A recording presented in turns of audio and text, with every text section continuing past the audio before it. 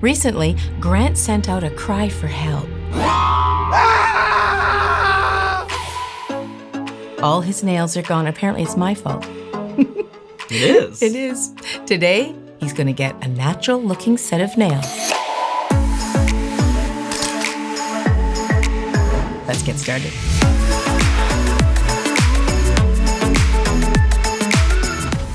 Okay, I'll need glasses for this. Mm-hmm. So, did I go away? Gimme. Well, what happened was that set that we did before, that was like late May, June. Grant doesn't usually call me for fills. I have to call him. It's true. And I say, Grant, are your nails falling off? Because I think you about need a fill now. You don't call me, you text me. Him. And then he says, yes, there's 3 left. Yeah, usually. Yeah. I'll say 3, and then I text a couple minutes later, there's 2 left now. So that's what happened. Okay, so we are going to put a natural looking set of nails on for Grant. Today, some people are calling it ombre. In the old days, we used to just do a natural set and call it natural, but there was a combination of colors you had to mix to get that look. I'm going to show you the details and the breakdown of how to get that natural looking set of nails. So I've prepped the nail. I will do a video completely on the steps by steps for prepping, but I'm going to buzz by that right now because I want to get to this. It's going to take a while to show you. So I'm going to form this. Grant is a nail biter, and I've done his nails for a new set, and you just did amazing. I think it was a year before they came off, and sometimes if I go away and I don't get a chance to do them, they will grow off. And that's how a nail works. The more it grows off, if you can't get them filled, they'll break off, or in this case, he may just have a little bit of a munch. So you got to kind of fill them as often as you can before it gets to that point where you kind of want to pick at it or tear at it, or they just break. And for the record, all the time, it's been your fault, not my fault, for continuing to bite them. We're going to let that go. Okay. And just, the client is always right. So, I'm going to form this little guy.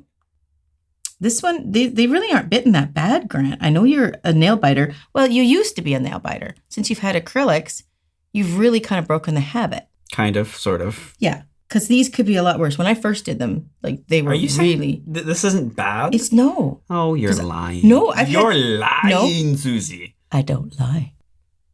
I may bend the truth a little, but I don't lie. I have had nail biting clients that literally have bitten this halfway down.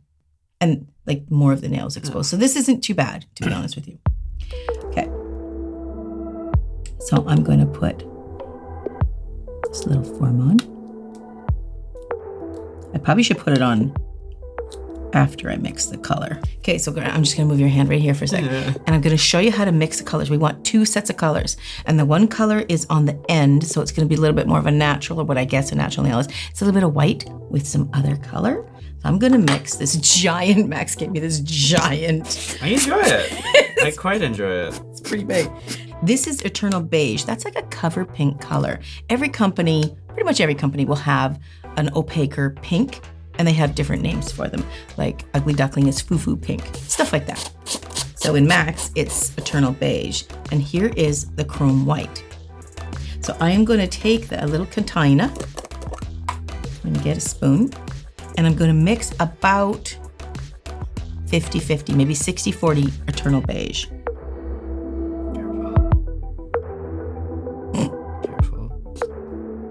Suzie, your nails. Yeah, look at that, Grant. Look at that. Oh, aren't they gorgeous? Look at, I think the thumb's my favorite. Wow. You are living your best life. Yeah, I is. Sorry, go ahead. 60-40. I hope you didn't lose track. So. Nice going. You got this, no pressure. You're such a distraction, Grant. Yeah. Okay, so I got a little jar here with a lid, and I'm just going to mix it inside there. I thought we were going to go up to the kitchen and just... No, we can do it all right here at the table. Yeah. Now, when I mix, I do mix within the product line. So I won't mix one brand with another brand. I mean, you can, but if you don't know the dry time of it, some will dry differently. There's a whole bunch of chemistry behind that can make powders act differently to different liquids. So if you're going to mix, do it within the same line. Got that? I've retained it. Did you pay attention? Locked in there. There's a test at the end. So, So just give it a good shake. You can stir it too, but it'd be a bit marbly, so make sure you stir it really good. So I just shake it up, And that's about the color I'm looking for. So then I'm going to pour it in my acrylic dish. Now that's a lot. I wouldn't normally mix that much for a client unless I was going to use that color over and over and over again. Sometimes the advantage of mixing a color for a client is they have to come to you to get that custom color. Another nail technician won't know what is used to mix those colors. Okay, so I am now going to mix. That was the color that goes on the end, the ombre part. Now I'm going to mix the base color. I find this a little too opaque, and I want to add a little bit more of a pinkish color. See the difference in the tones? I don't know if you can see this. This one is kind of skin tone peachy kind of color, corally, and this one has got quite a blue tinge and it's quite see-through. This is more opaque, this is quite transparent. So I'm gonna mix a little bit, where's my dish, of the two.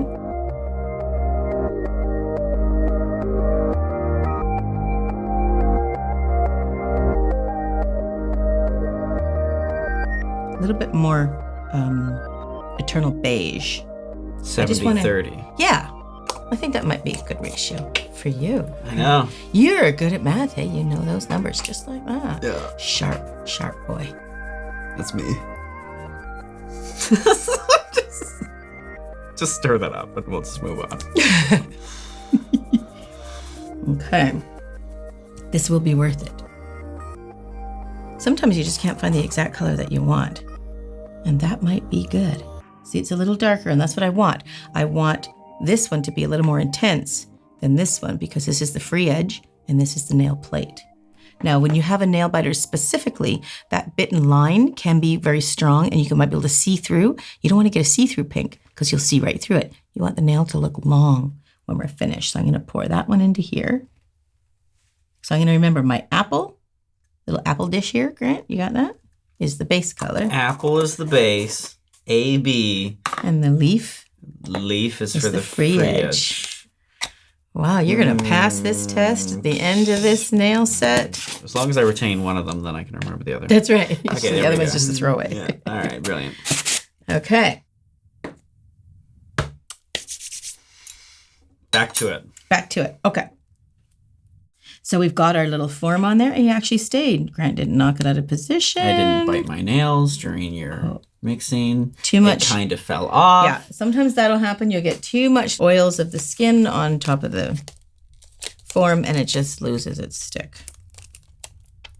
So what you're saying is you should have mixed first, then applied form. Ah. But usually I always have pre-mix when I'm doing clients. So I just kind of forgot that I should put the form after. Because I usually always pre-mix before a client gets there. I know what color I want for them. And we're not going to go very long, are we, Grant? We're not going long.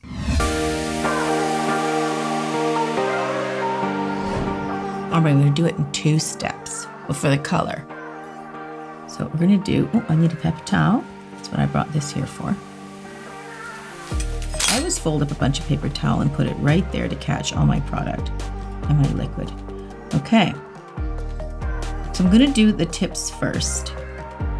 We don't want them too long, do you, Grant? Nah. And I'm going to try to feather and ombre this as much as possible.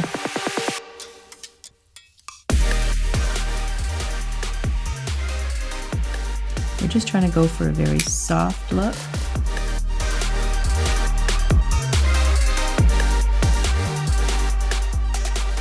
We'll try to make them look as soft and as natural as possible.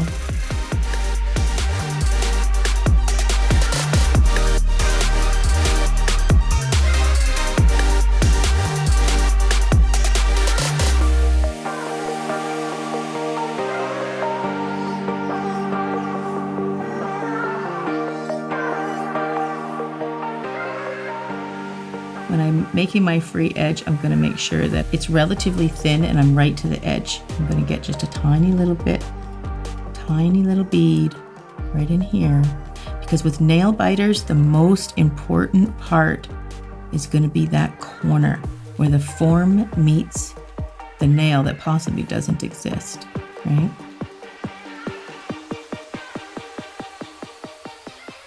Now, as I do this, I'm laying down this color. I'm checking the color to make sure I like this color. And I think it's good enough. I think it's, in the old days, we used to have a color that was literally called natural, but not a lot of companies are making natural anymore. Well, natural would be different to a lot of people too. Yeah, it is, such as cover pinks can be as well. But natural was just sort of a very eggshell, or was really the color of natural nails, which is sort of an off-white. But they just don't seem to be making that anymore. I think it's because nobody's really wanting to use it. They're just going for the blatant white mixed with something, or a softer white, or taking a real strong cover pinking and bringing it right over top of the white. So it's much, much more white. But I'm looking for a much softer version of that. Now I'm going to do the base color, but I'm going to check it before I actually blend it. It may not be quite as see-through as I want. Yeah, I don't think it is. So now I'm going to remix that color bit, but I'm going to hold Grant's finger up a little bit without getting the form. I don't want it to go down on the paper, because if he puts it down on the table, that's still wet enough. He could move the form and move the whole thing right out of place, and the nail will dry in the wrong spot. Okay, got that, Grant? I got it. It's a little job for you. All right, thanks, boss. Didn't know you were coming to work, did you? Well. So I'm going to pour half this in here. And the reason why I'm doing that is because I feel like it's a little too opaque. So I have my ratio off. I think we accidentally said 70-30. But it's more probably 50-50. You got to play with it a little and see what works for you and your taste. I think I was distracting you with this one. I'm pretty sure I was. I'm sure of it. It's a thing. Talking is a distraction. It's what I do best. Okay, let's see if that's opaque enough. I think it's still too... Okay, so I think it was 70-30 the other way. That was the mistake I wasn't paying attention to. Oh, butternuts.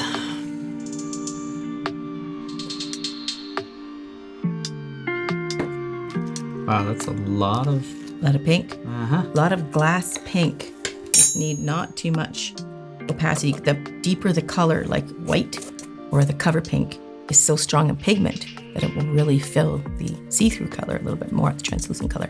So you need quite a bit less of the stronger color. Okay, let's take a look at this color. That's a lot more opaque. I may regret it because I may see the fade underneath it too much. That's why a lot of techs pick a very strong opaque color to go over top. It's because you can see through. Does that make sense?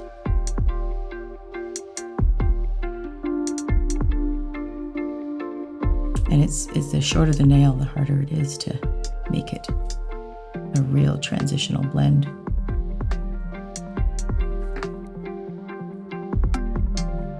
It's pretty.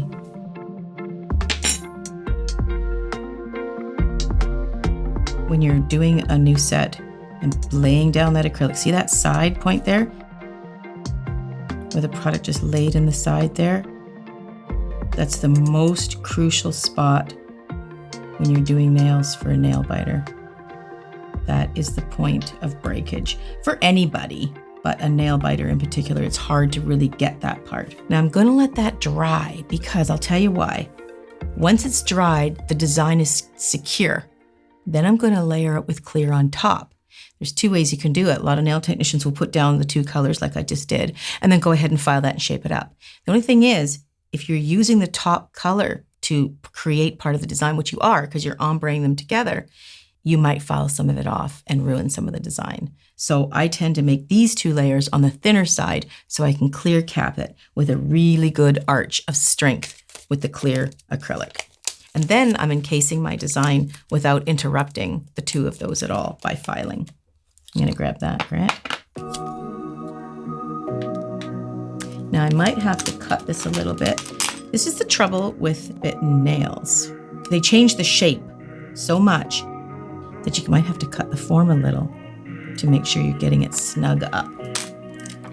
The idea is we don't want too much of the product to hit the skin. So if we make the form right up to the natural nail, you won't have product hitting the skin. But it's very hard sometimes because even if you do get it all snug in there, taking the form out might be a bit of a challenge. Sometimes I've left little bits of silver in there.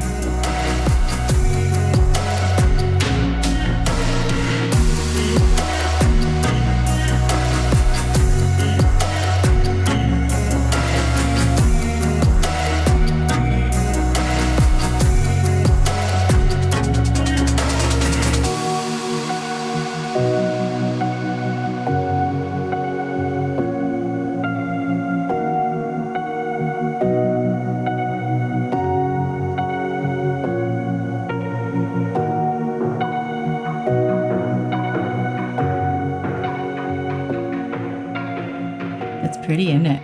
I'm done. Okay, so I'm gonna move this spoon for you. I'm tired of hearing it, and I'm sure the viewers are too. That's if I hit it before.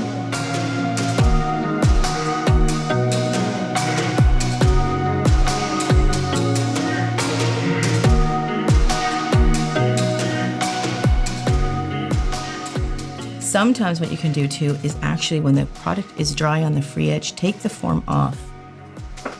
And you can have a really good look on the sides and see if you need to add any. And it looks pretty good. I think we're going to be okay, Grant. We're going to be okay. I always hoped. You're going to be okay. Now, some text, and this is a great technique to do, you can put the form on and you can actually start building on the cuticle area and creating the nail bed. And what they do is bring it out a little bit, like I'll show you.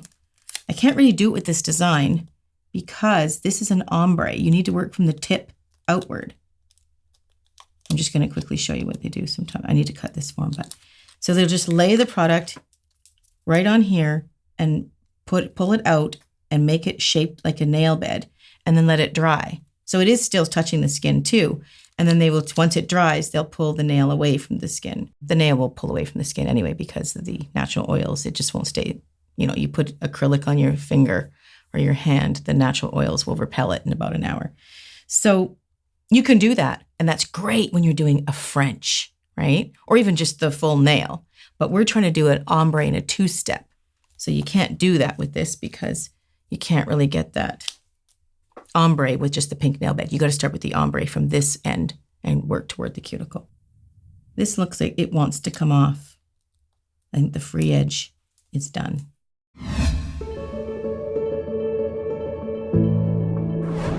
Okay, so I do want to clear cap this. And the reason being, whenever you're clear capping something, you are actually encasing that design as it is intact with a clear layer over top. The clear is actually very strong because it doesn't have any pigments or colors in it. So it's a very strong layer of acrylic. So when you're doing a design such as this or something we're doing here, and the ombre is a design and you do want to clear cap it, it'll encase the whole design for strength and for beauty. You're going to capture the whole thing. So I'm just going to get a bead of the clear.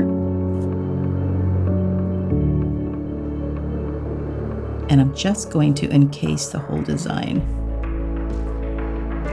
Grant was noticing that these are kind of thin, and that's right, because I'm leaving the room to be able to have a nice layer of the clear over top. I want to give it some strength because apparently it needs it. It does. Rumor has it. Yeah. Now, every client is different. Every client has different needs. I mean, in Grant's case in particular, Grant needs to come and see me about every 2 or 3 weeks before they start to grow up. That's Grant's thing. With some clients, they might have children, so their nails, they're going into seat belts, and like it's usually always the thumb on the inside. Some clients I have been working in an office, they're filing all the time, and they might break the one side all the time too. So you got to really custom design these nails to each and every client. And sometimes doing their nails a few times gives you that information when you can look at their nails when they come back for a fill. You can see where the stresses are and all the problems that they've gone through. Their nails definitely tell a story of what they've been up to.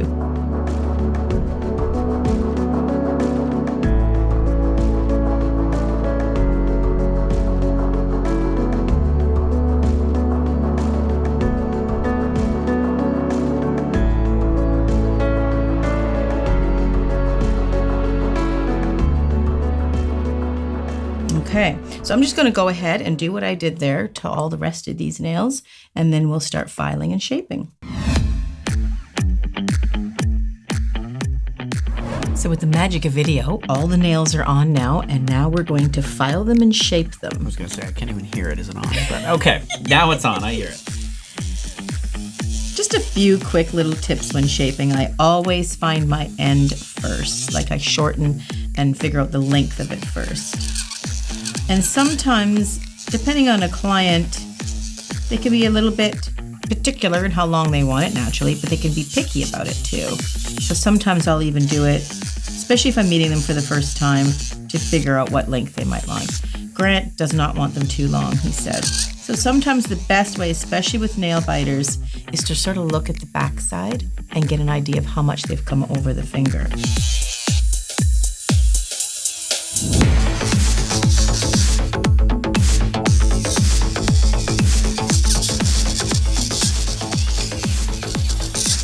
And this is why it's important to have that clear capping on top, because with all this filing and shaping, I'm just trying to make sure it's nicely shaped and sculpted. I might file some of the design off if I hadn't clear capped it to protect that design.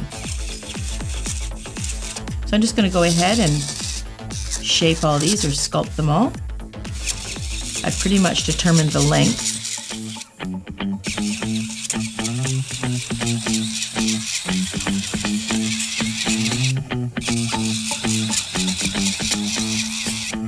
Without getting too much details, I mean, I could really go into details about filing, and I am going to do that in some future videos, but this time, just going to keep it kind of short for the filing part. I just want to take all the lumps and bumps away, and I look down the barrel of it to make sure it's nice and even across the top.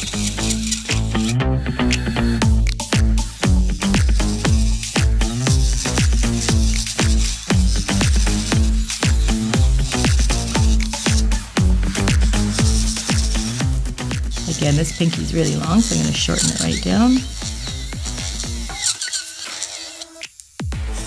Now, when you're doing that, be careful. When you're shortening it like that, you could nick the tip of the finger with the drill, because it can come up a little bit faster than you think, right? When you're filing down this way, you don't want to hit the tip of the finger. So just be really mindful of where the end of the finger is. You don't want to pick up an e-file and just start filing on people. If you're going to file on anything, file on yourself so you really know what it feels like.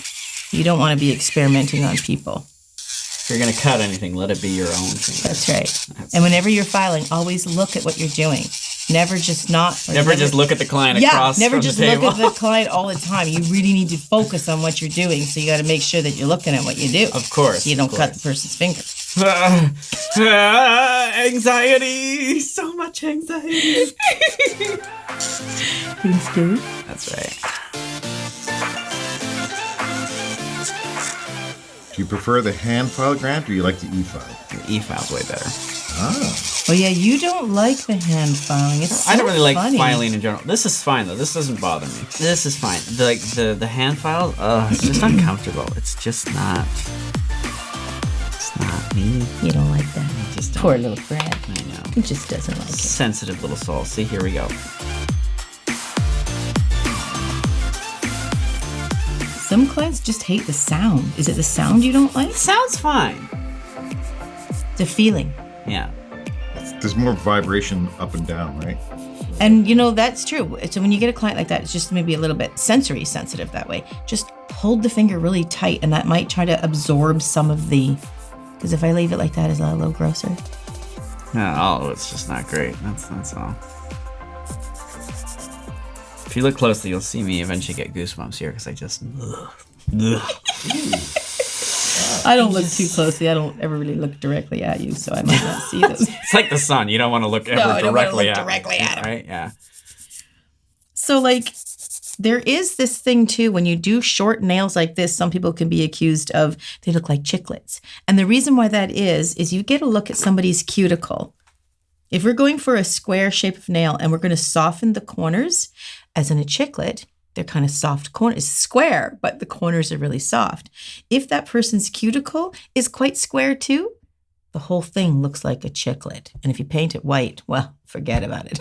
You're definitely a chiclet. But you don't have super square cuticles as mine. Like mine are quite oval. See that? So I could really never be a chiclet. Even if I went really short and chiclet on the end, I would never look like a chiclet because my cuticles are quite oval. Yours are a little bit more round. So if they were a little more square, like in there, then the whole thing would look like a chiclet. And then I'd really be chewing my nails. Just That's right. So it would just Yeah, good all point. go. Good point. So you don't really have that issue because you don't really have that, but that's how we get that kind of chiclet look, right?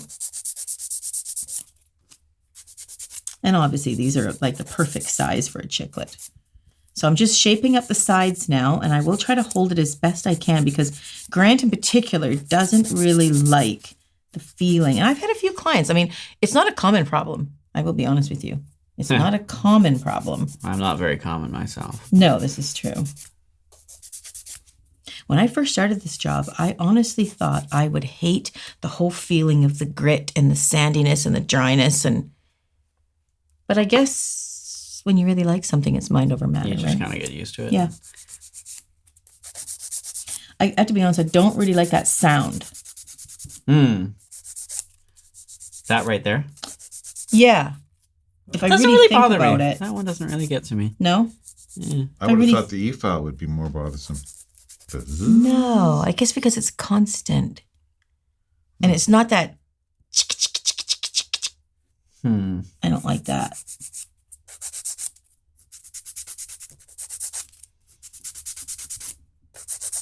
Now, you don't like them super square, do you?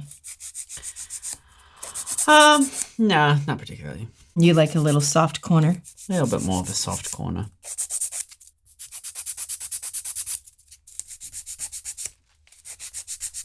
So the best way to get an even soft corner is to literally put your file so it's under. Like this is going to straighten it. If you can see, I'm just hitting the corners. That will soften the corners evenly. Then you can go like that if you want to soften those little corners. Is that a nice shape? It is a nice shape. You like it? I do. It's quite lovely. That sounded good. Like we were really from England, I think.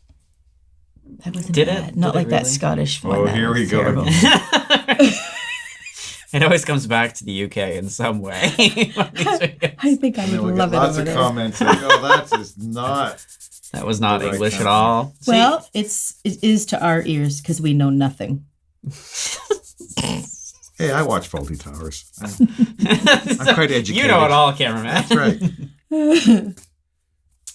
Okay, so now they're a little bit thicker. So I'm just going to, Thicker. yeah, like Thinner? when you shape them a little bit, they get a little blunter because they're built. Oh, okay, sorry. So I'm just going to just fine tune the sculpting just a little bit more.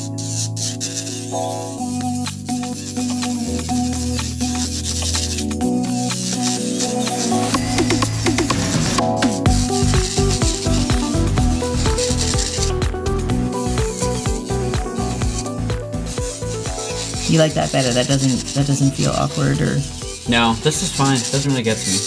is it the sound that sounds better to you? Just the texture is also just, I don't know. You're a texture guy, are you? Yeah. If it doesn't feel right, it just doesn't feel right. And the reason why I go back and forth like that, all the areas aren't thick. I'm just going back and forth to keep it nice and evenly smooth. And where it is thicker, I'm pressing a little bit harder. And I'm just taking away that extra product that's making it a little bit thicker. You have topographical eyes. You can just see where it's thicker and you're like, boop, boop, boop, boop. Yeah, like an eagle. That's right. I can see it. I've yeah, you're always pictured you as an eagle. That's really works brilliantly. right. I was going more for a seal. You were going for a seal, but instead you got eagle. You should see me in a what is it? A scuba suit. Susie tried scuba diving. Where did you try scuba diving? Oh, years ago. Where? In Victoria here, I took a Oh, okay. course. We were Yeah, going yeah. to the Cayman Islands, and I wanted to scuba dive. Oh, I remember this. I remember cameraman doing this years ago, but not. Okay, so you tried it. Caymans, so I wanted to have my scuba ticket, so I took the whole course and everything. And it was tough. I suffer from motion sickness, so. Oh, yes, you do. So. You can't even watch a movie sometimes. Yeah. Paranormal Activity, you got sick. Oh, that was funny. We're 15 minutes into the paranormal, and I'm like, oh, Grant, I feel sick. So I had to close my eyes. Most of the movie I was watching with my eyes closed, but I liked it. It was fun. Because your eyes are closing tight. You either were closing your eyes or you're like, oh, I'm just going to stare at the popcorn now. Yeah, it was a bummer. I get sick on a dock, just standing on a dock. I get standing there? Really? Remember that, cameraman? Sailboat. He was in the dock in the Victorian Harbor. There's like no waves whatsoever. And within 5 minutes, Suzie was sick. I just whispered, I said, oh my God, I think I have to go. I feel sick. And then the guy overheard me and he goes, sick? We haven't even left the dock. It was embarrassing. Oh, dear. Yeah, it's a bummer. As I've gotten older, it's not gotten better either, which is a shame. I thought maybe in my older years I'd take a cruise, but that's not going to happen. That's not going to be a thing. Oh, dear. So Suzie's dream of scuba diving came to an abrupt halt. Yeah, it was a bad thing. I blew my eardrum out because I thought I did everything right, but I guess I did something wrong. And I was thrown up at every boat ride. Yeah, they had to let her off. That was funny. And then we get to the Caymans, okay? So then we go to the Caymans, and the boys were diving, and then they said, we're going right offshore, really close. You can snorkel with us. Okay. Yeah, I got it. I'm going to try it. 100 yards from the dock, literally. I get out there, and I'm like, I said to the guy driving the boat, You're like, no. I'm going to make it. I'm going to make it. And I'm thinking, well, it's not that big a deal. It's just puke, and I got this whole sea, so I'm going to feel a lot better. But he doesn't want to drive me back to the dock. They don't like to do that. So I threw up in the water, and this is getting gross now. All these divers are down there. Oh, no. Oh. All the fish coming up and eating all the puke. No, the fish did? No. That's wrong. Oh, dear. Mm-hmm. So I got back up in the boat there, and he drove me back to the shore. It was very nice of him. They took you back. That's nice. He didn't have to do that. That was really nice of him. So he would have just swam back and be like, yeah, nope. I'm sure this has really got off topic. A little bit. Terribly. It has a little bit. There's no education in that. Took an ugly turn. Took an ugly turn. It really did. Nobody's going to learn nothing from that.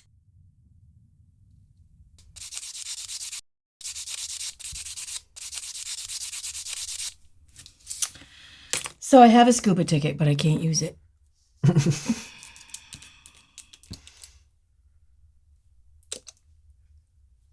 Now I'm just going to put a little oil on. I'm just going to put a top coat of clear on. I'm just going to massage that in. Aw. Aw, they look cute. They do look adorable. Very natural looking. Okay. Now we just have to wash those little things off, and then we put nail polish on. You're going to go wash me hands? Yeah, I think so. Go. I'm going to take a sip of coffee before I go. Triple. Yeah, not double, triple. Better. You're not you when you're thirsty.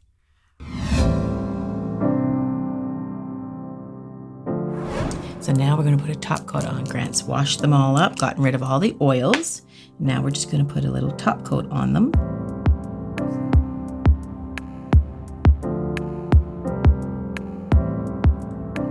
And usually I put on 2. When you're working with acrylic, when you're putting nail polish on, this doesn't apply to gel, but when you're applying nail polish, the first coat of nail polish kind of absorbs into the acrylic, and it's not as shiny. So I always put 2 layers on.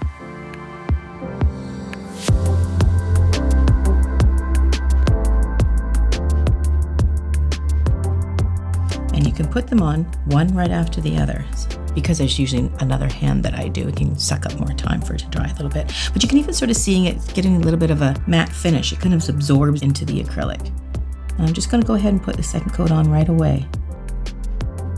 If you have an ample amount of polish on your brush, gliding it across that nail will not be a problem.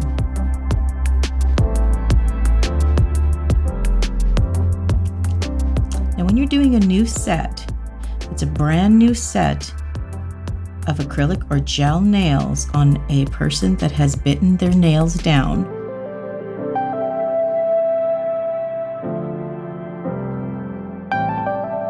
The first set, comparison to all the sets that you have coming that they're going to be doing if they get their nails done, always looks kind of the widest, thickest. It's not just quite as good as will be when they get more fills. They start to look much more natural because there's no natural nail under there to support the look of it. You're putting a form on and you're generating it as close to be as natural as you possibly can. So it's a very small difference, but sometimes small differences are really noticed on the nails. I mean, these look really good, but in a couple fills after this, they'll look amazing because they'll be much more natural, growing with Grant's natural flow of his natural nails. So this is trying to look as natural as we possibly can right out of the gate. The idea with these as well, we don't want them to have any lifting or raggedy edges or too thin that he might want to just kind of, be lifting or picking at or anything like that. So you don't want them thick, but we definitely want them just be solid there. We want a definite nail to be there and not too thin to pick at. But as you can see, maybe you can see, if you look down the barrel of it, you can see that they're not too thick, but they got to be a little bit thickness to hang in there to get them through the next few weeks before we hit the next fill. I would recommend that when you have a fill for a person who's bitten their nails, that they should have that fill or at least be seen by you, the nail technician, in about 10 days to 2 weeks. I would always invite the nail biter back after they've had the first set done, probably in about 10 days. Offer them a free mini-mani, and you can check and see if there's any problems, like the sides, if they're kind of weak or anything, or any little edges that might stick out. Because I don't know if you know, Grant, if this is your type of thing, but any little edge or thing sticking out, you kind of want to pick at, right? Oh yeah, any inconsistency in it. Got you. Yeah, and that's totally normal. People who don't bite their nails feel that way as well. So you want to make them as smooth as possible. But if you kind of weren't sure when they first came, because there's a lot to be thinking of when you're doing bitten nails. If they come back to you in 10 days after they've been put on, you can sort of catch all those things and smooth them over so the person's not tempted at all. That really, in my opinion, is the trick. It's the key to getting that nail biter to the second step, which is the fill.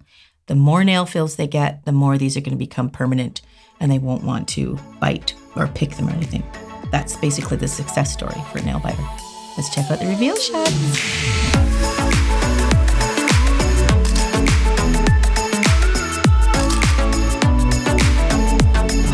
So maybe text me in a couple weeks.